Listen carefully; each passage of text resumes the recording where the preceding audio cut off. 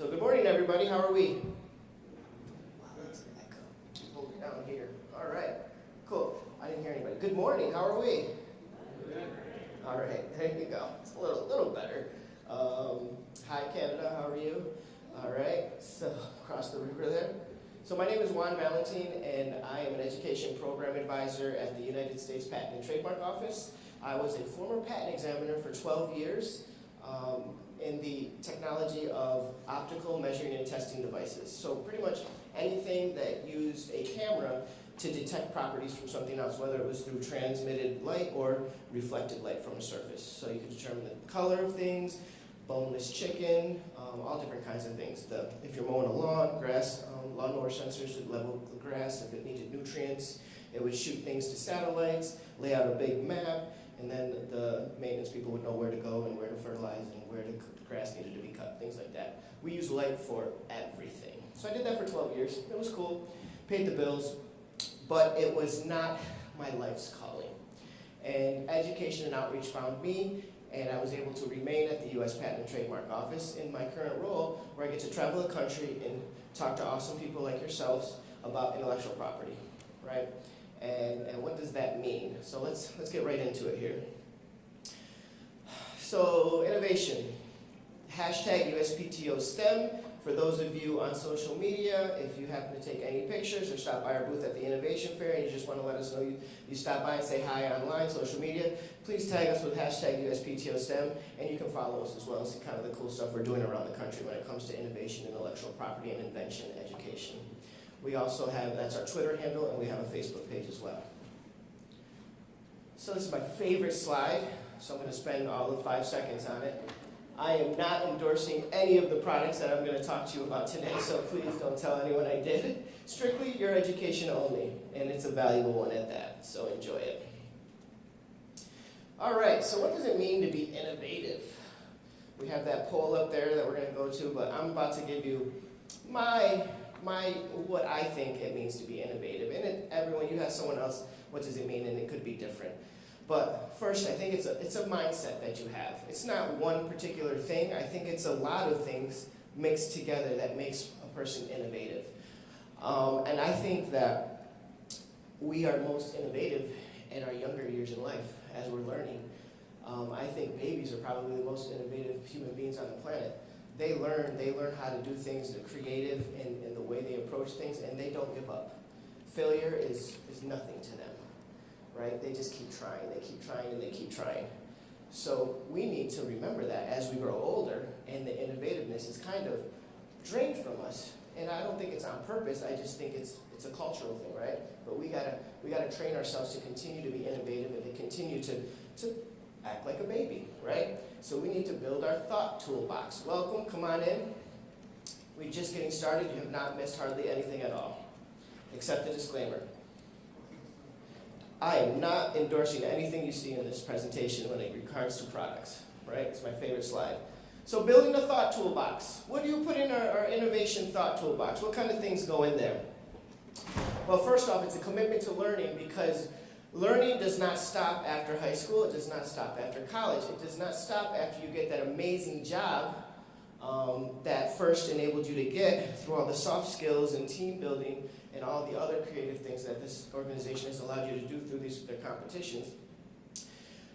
Learning is a lifelong thing. I'm continuing to learn. I'm continuing to learn about intellectual property. I'm a patents person.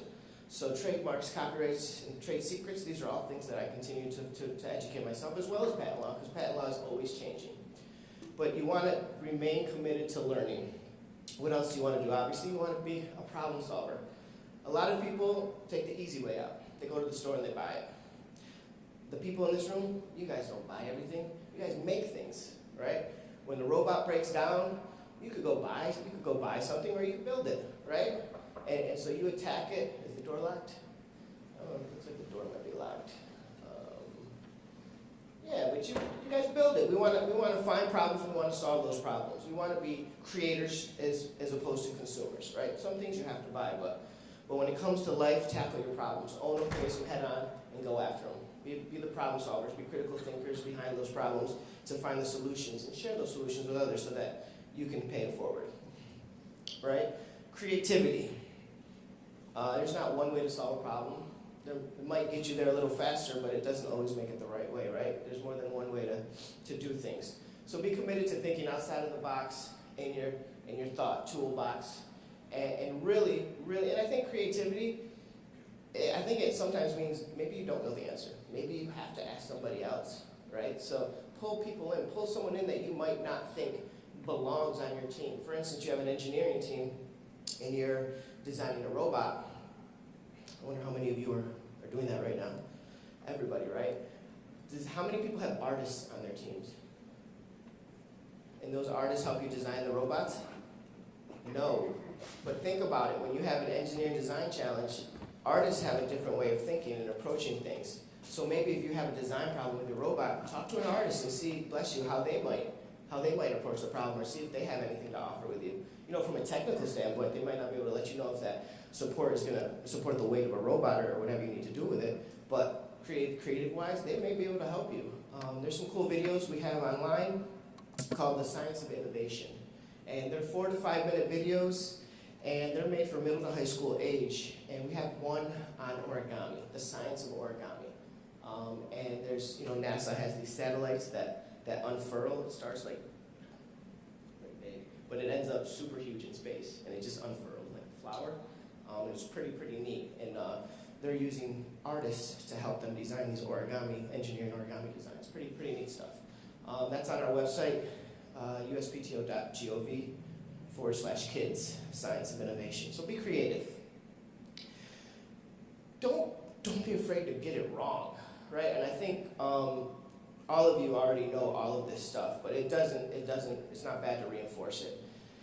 Fail fast, fail often, and don't cry about your failures. Celebrate your failures, because through those failures you will find success, right? And with success comes more failure. But that's what life is, right? It's constantly picking yourself up, and don't complain about it, own it, and improve upon it, and make it better, and find those solutions, right? So fail fast, fail often, fail forward, right? So with that being said, IP in the U.S. economy. These are some staggering statistics. IP-intensive industries, according to a survey in 2014, is responsible for 28 million jobs. It's a lot of jobs. 38% of our GDP is related to IP-intensive industries. 38%, that's a lot of money. $6.6 trillion, to be exact. So when you think about intellectual property and business, it's big business. There's a lot of money that is involved, and that's why companies go through a lot to protect their IP. And that's why it's important for you to understand what your rights are in terms of the intellectual property that you're developing in school, in middle school, in elementary school, in high school. You know, you guys are starting at a very young age, which is impressive and really awesome.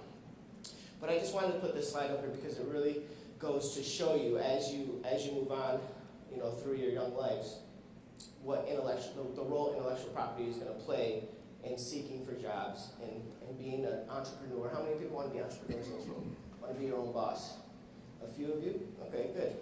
I mean, that should be everyone, right? You know, it's a lot of work, right? But you make the rules. You know, you set the limits, and hopefully you can be job creators and give others jobs, right? At the end of the day, that's what it's all about. So that's a cool slide. So who are we? Well, we're the USPTO. I'm going to skip ahead a 2 slides. This is where we work.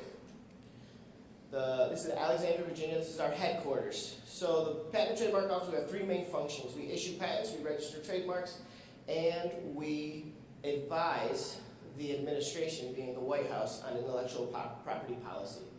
So while we are in name the Patent and Trademark Office, we do have experts, subject matter experts in all fields of intellectual property, including trade secrets and copyrights. Because for that last function of ours, to advise the administration, we need to be experts in all of them, right?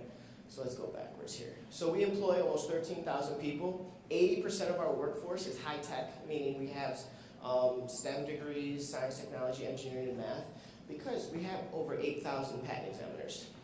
And those patent examiners need to be able to read technical drawings, need to be able to understand some PhD level technology in order to search for these inventions that people are submitting patent applications for, and provide a quality patent search and a patent estimation on whether they should receive a patent or whether they shouldn't. So our patent examiners are extremely bright individuals with high-tech degrees. We also have almost 550 trademark examining attorneys when it comes to your entrepreneurs and you want to get trademark protection. So we have attorneys that examine those as well.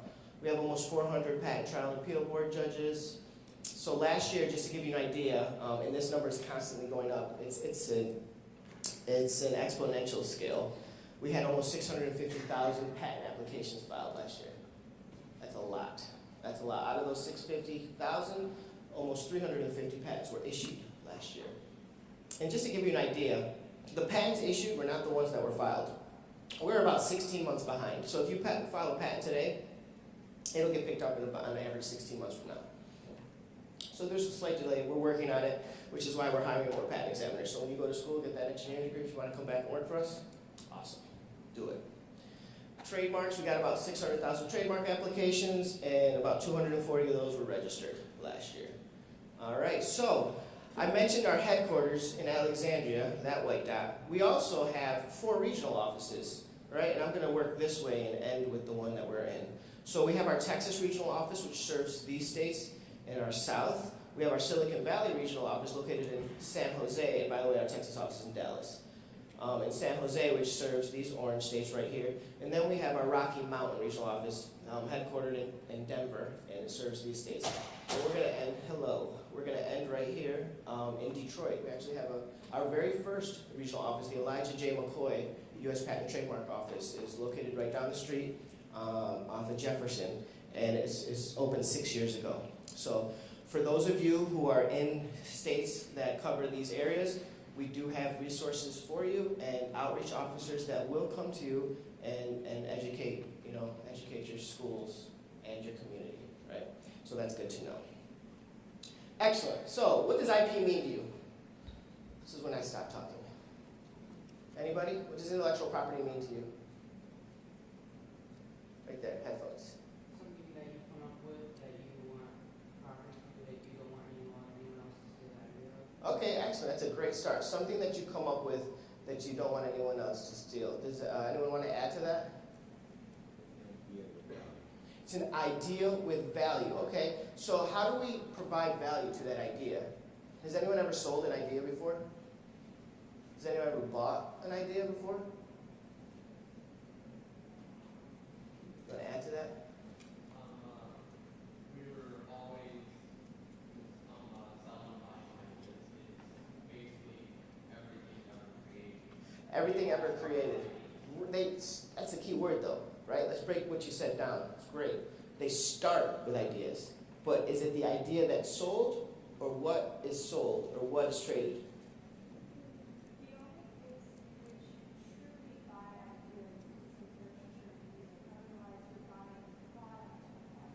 Okay, I like that. You're buying a product. That's great. You guys are real sharp today. You're buying a product, right? You have right here. You want to add to that?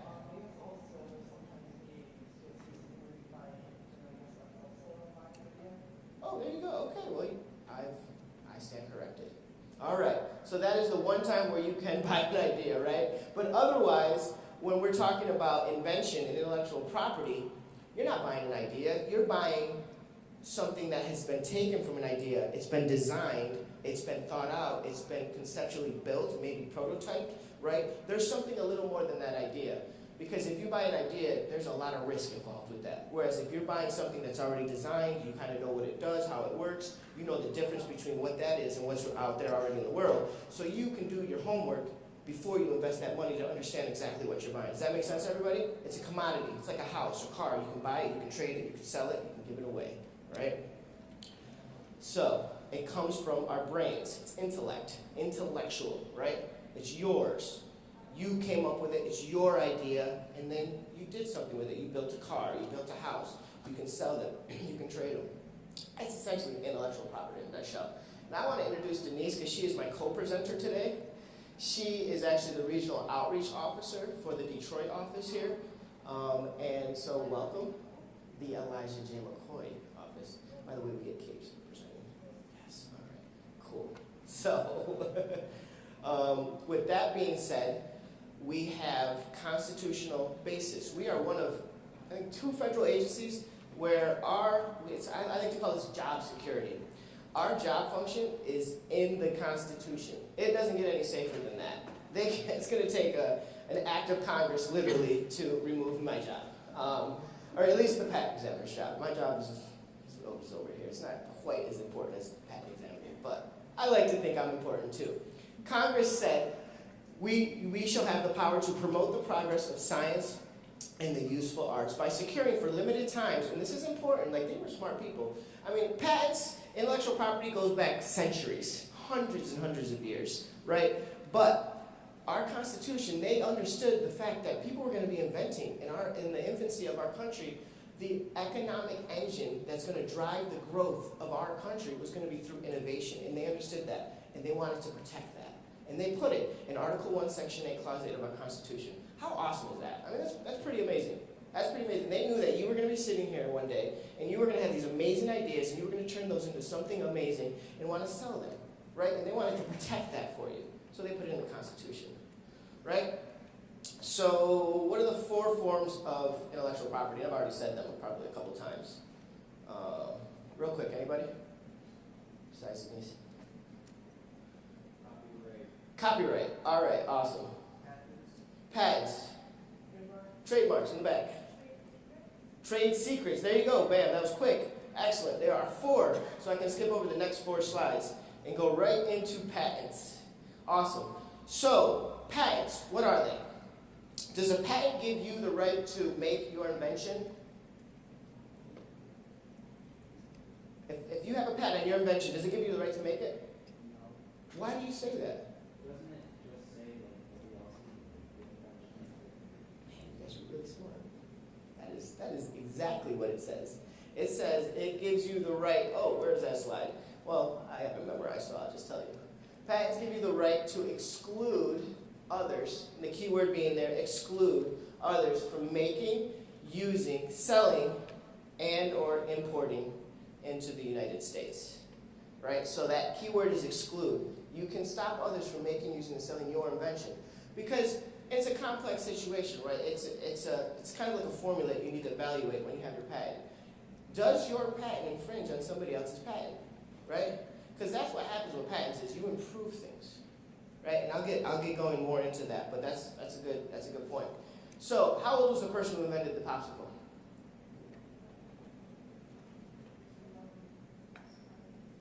That's the most surprising answer. That is the right answer. Frank Epperson, and it was by accident. Not all great ideas are, meant to be or tried to be.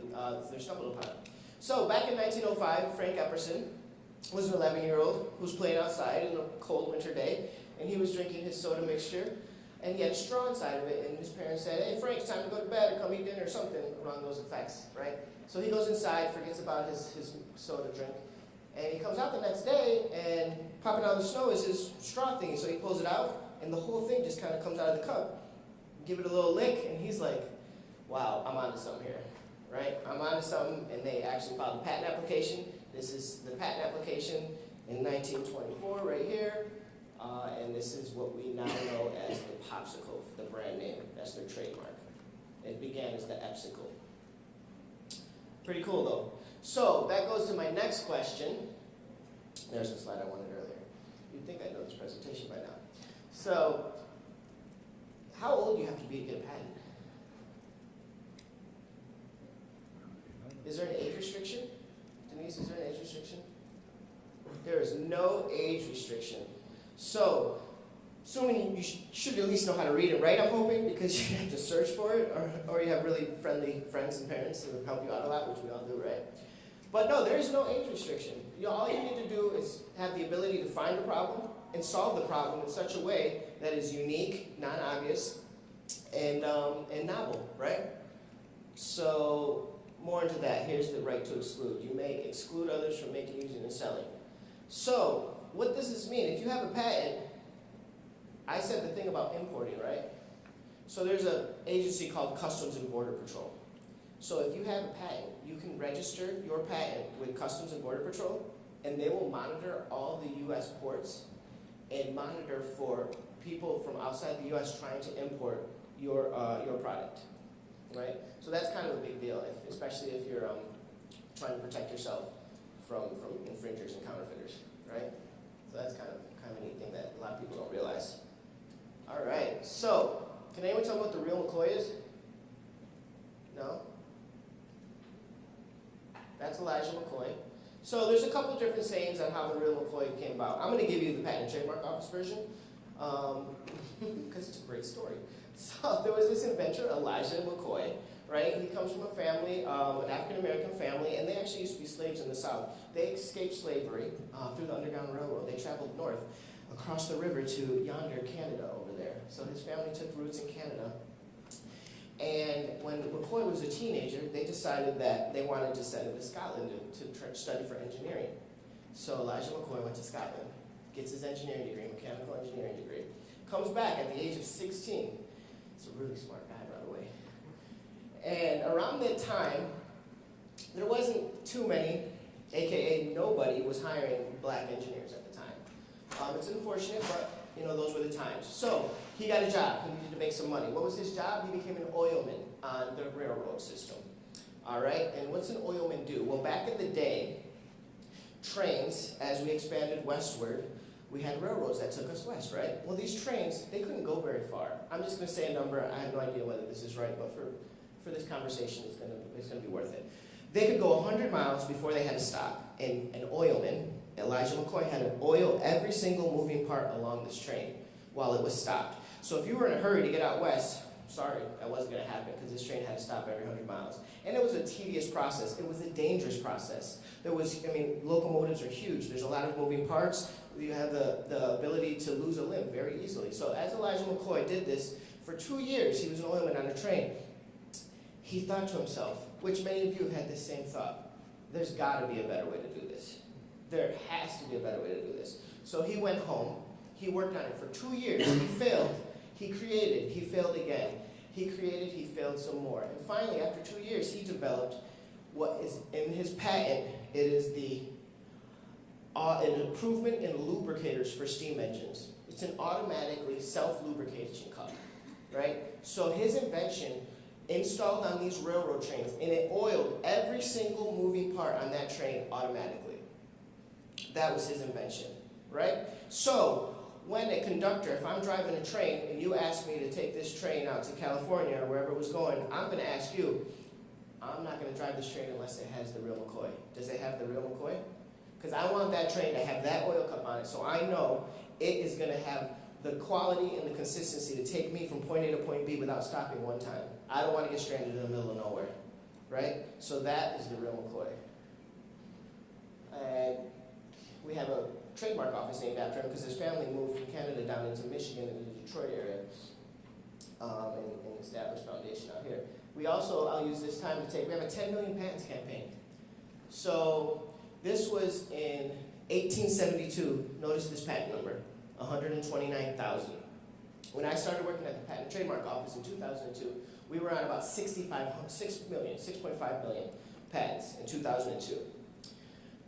In early 1900, actually I think I have some more slides, so I'll wait for that number. But so from 2002 to right now, we're almost at 10 million patents.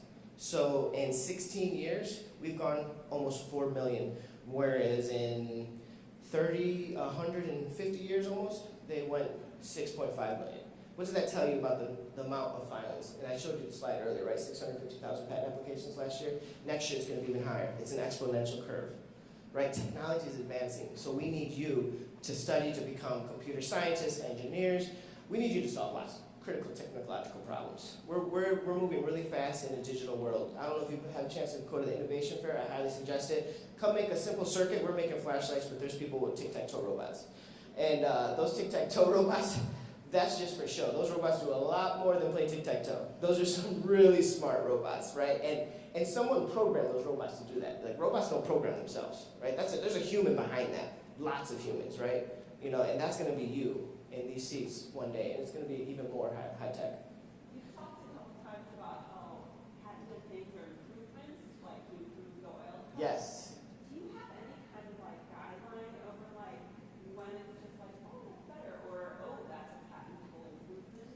that's a great question. So the question was, I've talked a lot about improvements, and I like to stress improvements, right? Because people like to think to get a patent, it needs to be that eureka, like, oh, it's a light bulb, or, oh, it's the internet. Like, no, a patent, all I'm still waiting for my hoverboard, Juan. Oh, I'm still waiting for my hoverboard. I don't know.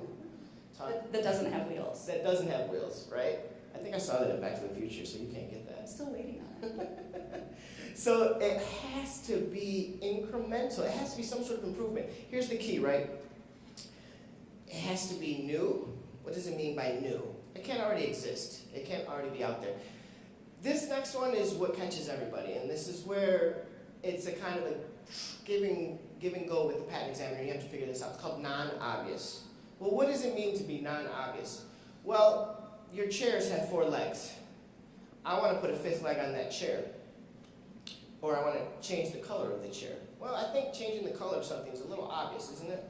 It's the same function. The function doesn't change. It still does the same thing. Yeah, it's different because it's a different color, but it's not different in the way it forms or it runs, right? So if I put a 5th leg on it, now say I put the 5th leg in the middle, right here in the middle, and it comes down. Does that add any function to the chair, do you think? Not really. Say I put the 5th leg behind here, and it leans back at an angle, and it doesn't quite touch the ground. Do you think that provides a different function? You can kind of lean back, right? And so that provides a different function. So that might not be so obvious, and that might be patentable. Does that make sense to everybody? All right, cool. So yeah, great question. Really great question. All right, so I want my next car to drive in the snow. What do you think we can invent? What kind of things would you do? Put on a car so it can drive in the snow. Somebody new. Here, right here. Zip ties on the tire. Okay, cool. Zip ties. Tracks instead of wheels. Kind of like tank treads. Cool. Bigger grooves on the tires. All different kinds of things we can do, right? This particular gentleman, in 1915, this is what he came up with. This is what they came up with. So you can see we do have some treads here. We also have skis on each tire, 4 skis. By the way, this is a Model T, right? Cars don't look like this anymore, but they've been improved upon, right? So this was 1915. Check out the patent number. 1 million, 1.1 million, right here. So in about 45 years, we've gone from, where were we? Oh, I skipped, I'm going ahead, wrong way. Where were we? Here. We were at 130,000. So in 45 years, we jumped from 130 to 1.1 million, right? That's a pretty cool invention. So would you fly in this? No, right? But because they filed the patent, the beauty of the patent system is it's called a quid pro quo. What does a quid pro quo mean? Anybody? Big words. Big words. No? Hello? So it's an exchange, right? It's kind of an agreement. So you're giving me being the government, your invention. And you're not giving it to me, but you're sharing the information with me, right? So what am I doing with that information? Well, I'm giving you exclusivity, the right to exclude others from making, using, and selling and importing into the U.S. your invention. But remember what the Constitution said. For limited times. So you have a limited time to exclude others. That limited time for utility patents, which is what all these are, 80%, 90% of all patents, when you hear people talk about patents, they're talking about utility patents. They have function, they do something. It's a product made, a process of making that product, or a composition of matter, things like that, a process of doing something, right? Product made, machines to make the products. They have function, they do things. This airplane has function, although I don't think anyone raised their hand and said they would ride in this, right? No, but because they filed this patent application, somebody was able to go online, not back then, at least walk to the library, and check out this patent, read about it, and say, that could use a seatbelt, that could use a chair, that could use some landing gear, that could use a lot of things, right? And over the years, we've improved upon it, right? And now we have the Boeings and the jets and the amazing aircraft that we see in the skies, or don't see, right? Pretty cool. So, space exploration to infinity and beyond. The first Latina astronaut in outer space, Ellen Ochoa. I believe that FTC has a field named after her. Is that correct? Yes. So she actually has 3 patents, and her patents have to deal with looking into space and imaging the stars and the solar systems and gathering information so that we could bring back to Earth. Pretty cool stuff. One day, what do you think, Denise? Are we going to be able to buy a plane ticket to space to go up and look down on the Earth and take some pictures and come back down? I think you already can. I think it's really expensive though. Yeah, it's a little out of my price range. But with time, people are going to start inventing and creating more and more, and those prices are going to drop. And maybe not our lifetime, but hopefully the lifetime of our kids, they'll be able to go into space and quick trip, take some photographs and come back down. Wouldn't that be cool? Eventually live on Mars. That's where we're going. And we're going to need smart people. So what patent is this one? Mercedes internal combustion engine. That was patented in 1988 or 1888. Ooh, look at that guy. Thank you for your amazing technology that stems from, or the car that drives around today. By the way, I've never ridden in one, so if you have one, let's talk afterwards. Just a quick ride around the block is all I really want. But yeah, pretty cool, right? The tech in this patent has evolved enough to be shrunk down, because back in his days, these were huge machines. But people have taken it, they've worked with it, they've reformed it, they've improved it, and they've shrunk it down enough to fit in a car. A pretty cool car, right? It's amazing. It's good stuff. So there's a second kind of patent. It's a design patent. These are things strictly ornamental, the shape, the look, the feel of things, right? What's this shoe? Does anybody recognize it? You guys are probably a little young for this. Older people in the crowd probably recognize the Reebok Pump. You gotta pump up the shoe? No? All right. I thought it was cool. Here's the patent. The sneaker companies, car companies, they protect the ornamental look and feel. Strictly not how it works, which is how a utility function or patent works, or what it does, how it's made. This is strictly what it looks like, or the look and feel of it, right? Statue of Liberty. This gentleman, France, wanted to donate the Statue of Liberty to the U.S., but they couldn't afford to build a giant model of it at the time. They protected through a design patent. They sold little trinkets of these little toys. They saved up money, and they had enough money to build a huge one that they eventually sent over here. Pretty cool. Mickey Mouse. You know, want to design, protect through design patents that way. There's also plant patents. You can protect things that are asexually reproduced in the lab. So if you go to the woods, pick a flower, come to the patent office and say, I want to patent this, not going to happen. Right? It can't just naturally occur in the woods. You have to go in the lab, you have to take a bud from one, a bud from another, graft them together, splice them together, create a new variety of plant. Why would you want to do this? Well, say you're a farmer and you want to grow potatoes on your farm, but the particular potato variety that you're growing is a small, it's not really big, and it doesn't grow well in it does grow well in harsh environments, but it's small. You want big potatoes. So you're going to go find a big potato that grows somewhere, probably a warm weather climate, but it's nice and big. You're going to splice it together with your potato that's small, but it grows really good in cold weather environments. You're going to try to create a new variety of big potato that grows well in colder environments. Does that make sense? How many people like peaches? Yep, that was developed in a lab. Luther Burbank. Really cool. Lots of stuff that we eat is developed in a lab.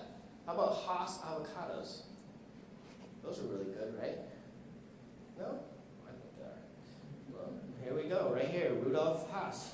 This is plant patent for the avocado. Pretty neat, pretty neat. Poinsettia, the Christmas flower. This was originally a much smaller flower, and it didn't last nearly as long as the current variety that we see in stores sold today. So what do you do if someone tries to use your patented invention without your authorization? Well, there's a few things we can do. You can have a conversation and say, listen, I have a patent, this is my invention, these are my rights. I just would like to put you on notice and ask you to stop making them. If that doesn't work, you can send them a cease and desist letter. Or ultimately, you can offer them a licensing agreement and say, hey, give me a little money and I'll let you make or use my invention. And ultimately, you can sue them for infringement if being nice or nasty doesn't work. Right? that's that. And with that, I'm going to pass it over to, yeah, I hope you don't ever see that guy. I'm going to, yeah.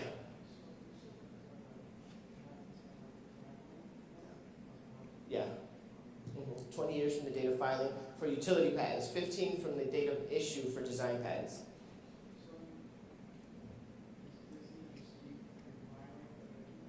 Well, so that was a design patent. So that design patent has probably since expired.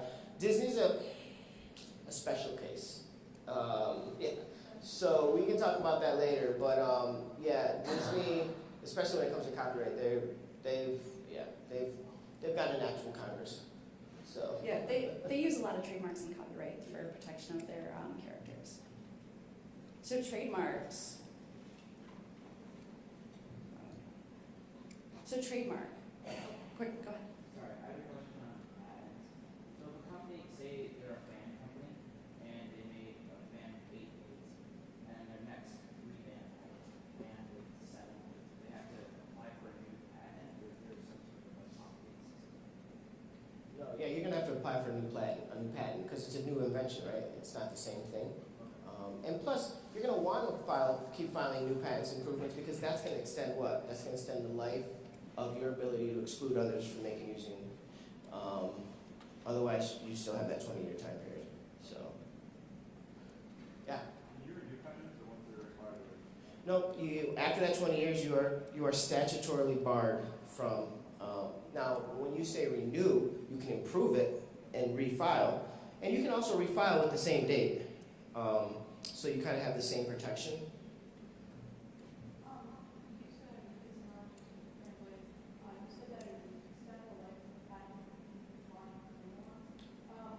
It'd be a new patent, but it would extend the life of your protection of your invention.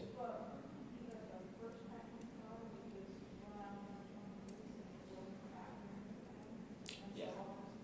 Others could make and use your old patent, but you're improving upon it, right? So people are going to want to use your improvement. They can use the old variety, but you've improved it. So the people who want the best are going to want to use your newest tech. All right? So we have about 25 minutes left. Denise is going to spend 10 minutes talking to you about trademarks, and then we're going to move on into some tips about filing patent applications. So trademarks are really fun. They identify the source of the goods or services. So what company has that swoosh? Can't hear you guys say that a little louder. Yeah, it's Nike. They have a very distinct trademark with the little swoosh as well as the word Nike. So if they identify the source of the goods or services, this is how we can distinguish consumer products. So trademarks make it possible for businesses to let you know what their product is and the quality of their goods or services. This helps you identify the difference between Nike shoes or Adidas shoes or Umbro shoes or I really like my Brooks shoes. So there are things that can function as trademarks. They can be just symbols, like the check mark for Nike. They can be words. They can be slogans. So Target, expect more, pay less, or UPS, what can Brown do for you? So they can be a combination of words and designs. So these are some awesome trademarks on the credit, including I think one we've seen a lot this week. So it can be more than just a word. It can also be a design concept as well. So they can also be shapes and product packaging. So the shape of the goldfish crackers. So there was a company that was trying to make saltine crackers in kind of a similar shape, and they called them Whaleys. And Pepperidge Farm says, well, we actually have a trademark for the goldfish crackers, and this looks really similar to ours. So they were able to win their trademark infringement case, because trademark protection can last forever. You have to show continual use and pay fees. So we also see the Mickey Mouse ears, so we had a question about Mickey Mouse earlier, as well as the peeps. The peeps, those marshmallow peeps, that's actually a trademark because you're identifying the source of the goods or services. When you see those peeps, you know they're peeps. You know it's not a different product. Or Hershey's Kisses, or even the Volkswagen Bug. So they can be shapes of products and packaging. So they can also be colors. So if you get an item in a Robin Eggs blue box, what do you think is inside of it? Don't tell me. Tiffany's jewelry. So you know you're going to get a high quality jewelry picture frame from Tiffany's. So they have a trademark over the robin egg blue for the color of their box. It can also be the cotton candy pink that you see in the Pink Panther installation, or the brown for UPS, what can brown do for you? So this truck is actually really cool. There's a number of trademarks on this truck. So one of the trademarks for the truck is actually the shape of the front of the truck. Do we have that slide coming up? So trademarks, you can have more than one trademark in each product. So it's even the UPS, the shield, what can brown do for you, the color brown for the uniforms. So trademarks can be a variety of things. They can also be sounds. So remember, we're identifying the source of the goods or services. So what does the Aflac duck say? Okay, come on everybody, Aflac. Or Homer Simpson's dope. Don't be You're shy. identifying the source of the goods or services. So sounds can even be trademarked, so you know what that product is. So they can even be smells. What do you think these shoes smell like? And I've gotten some really weird answers, so I don't really think you're gonna surprise me. First try in Houston last week, they got it. Did they? Yeah. Cotton candy is a good one. Yeah. Bubblegum? Yeah. Bubblegum. Bubblegum? Good job.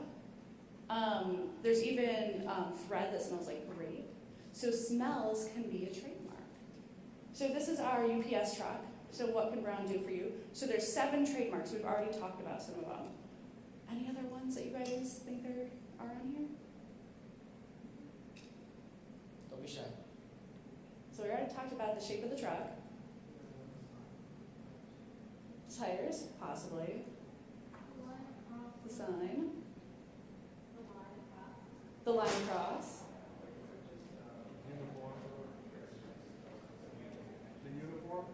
The uniform, yep, the uniform. It could be that.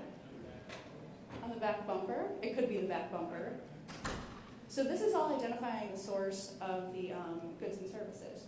So the service is shipping the packages, and the goods can be the color of the brown uniforms, the logo, the tagline, what can brown do for you, the design, the bubble nose of the truck. So no other shipping company, you'll see that bubble nose for the truck.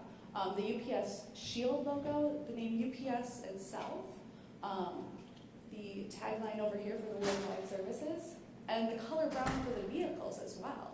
So those are all trademarks. So you can see with one product, one company, you can have more than just one trademark to identify that company. Question?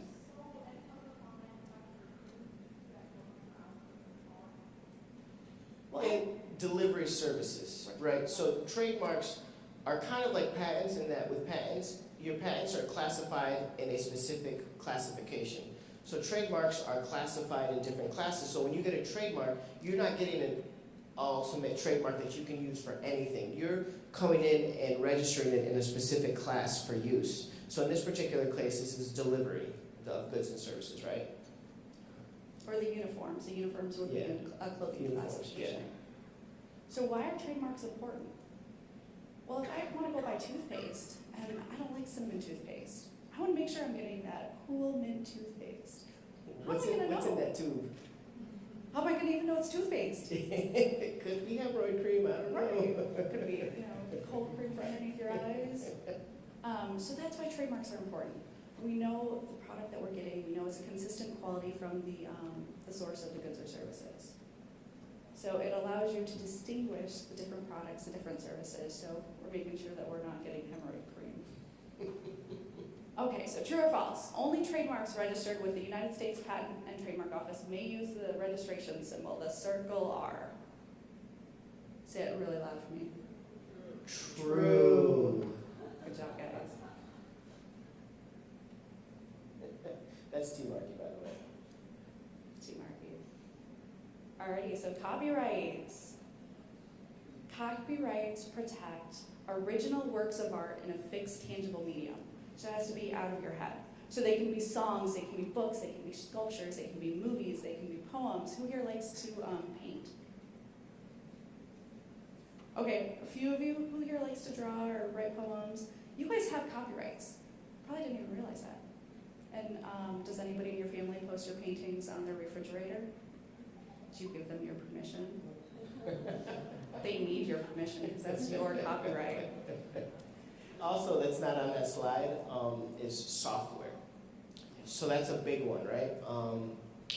We have subject matter eligibility debates going on in the courts currently right now, so we're trying to figure out subject matter stuff in terms of patenting software. However, one surefire way to protect your code is through copyright protection.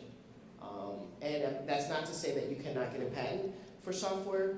It's just significantly harder, and it's a lot more justifying now in your patent application and the way that you claim it and describe it as well.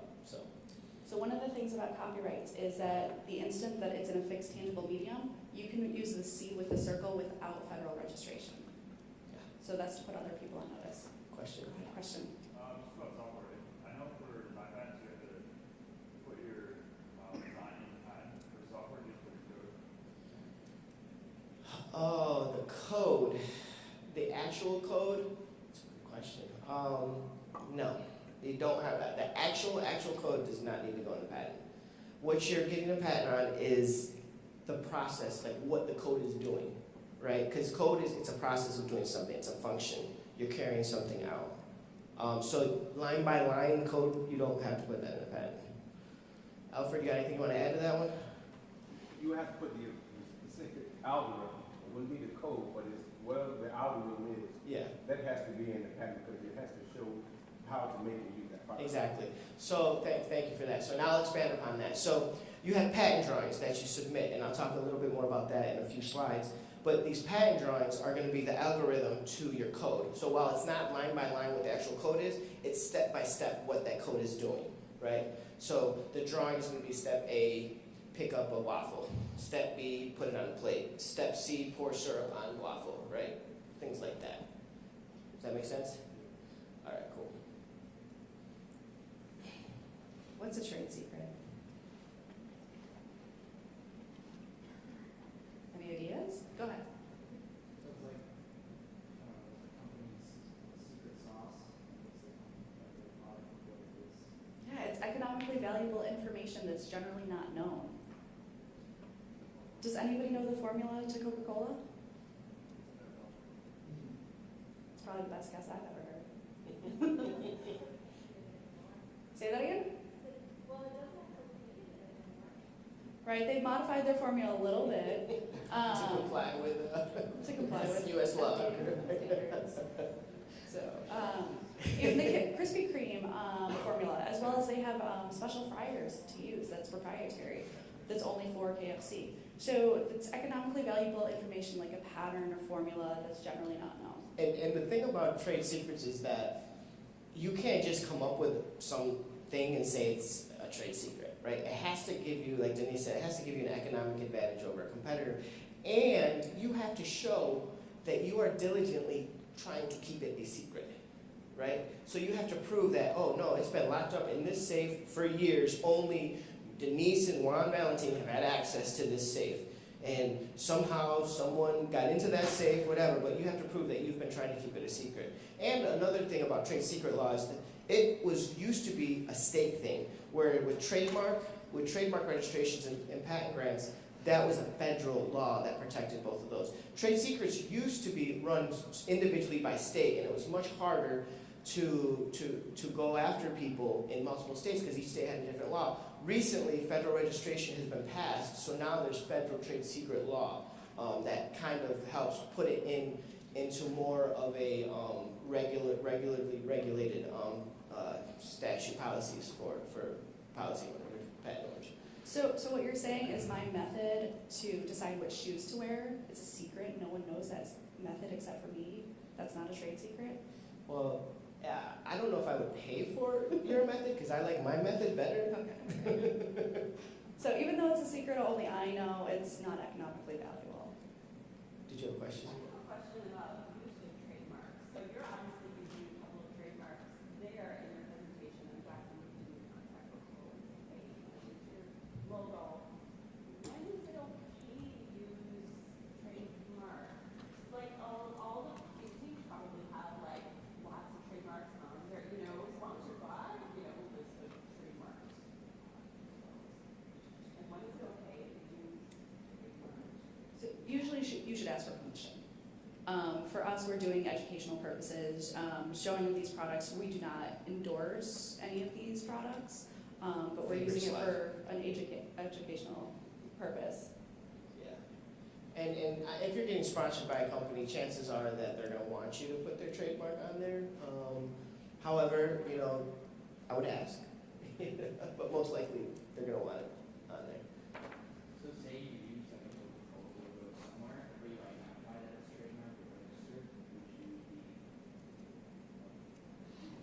So we're using it as an educational purpose, right? We're not using it just to go out there and display, because they don't want people just displaying their logo, because what if they're doing something and you could be doing something in public like riding a skateboard, and maybe they don't want people riding skateboards with their logo going. I'm just coming up with something totally off the wall, but it's up to them to decide where and how their trademark is displayed. So with us, we're just educating you. So there's a company actually here in Michigan that recently had a lawsuit with Harley Davidson, and they just lost. So what they did, they were a t-shirt company, and they would let customers come in and pick which logo they wanted to use. They would upload it and then print it on the t-shirt. So their argument was, well, we're just providing a service. We're not actually, picking out these logos. The customer is picking out the logos. Well, they were printing out Harley Davidson logos that were trademarked, and they were making millions of dollars off this. So Harley Davidson went after them and said, you can't use our trademarks without our permission. And so the company actually lost.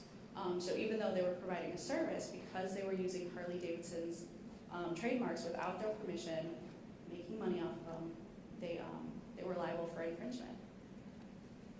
So we got about 9 minutes left. I want to make sure we get to the rest of the slides here. So Marissa Strang, she was an eight-year-old when she invented the Puff and Fluff. She's got a trademark, which you can see right here, Puff and Fluff. She has a patent right here for this dog drying invention. The video is amazingly cute. For lack of time, I'm not going to show it, but if you use Google or Bing search engines, you can do Marissa Strang, Puff and Fluff, and check out this really insanely cute video. And it's an awesome invention, by the way, and she was 8 years old when she came up with it. So 3 tips of filing your patent application. Tip number 1, do your homework. This is probably the easiest to conceptualize, the hardest maybe to do, because you need to search your invention. All right, so once you know what is your invention, you need to know exactly what makes your invention special, what makes it tick. What are the special features that you think distinguishes your invention over other inventions? How do you know it distinguishes over other inventions? You have to search. You have to go online. You have to use the USPTO database. You have to use Google Patents. There's other websites that you can use, but you need to do your homework. All right? And so say your invention is for a snowplow, right? But not the entire snowplow. It's for a particular part of the snowplow that enables the blades to cut through the snow better. So, are you worried about how the snowplow connects to the truck? No, that's a different invention. So don't look up how the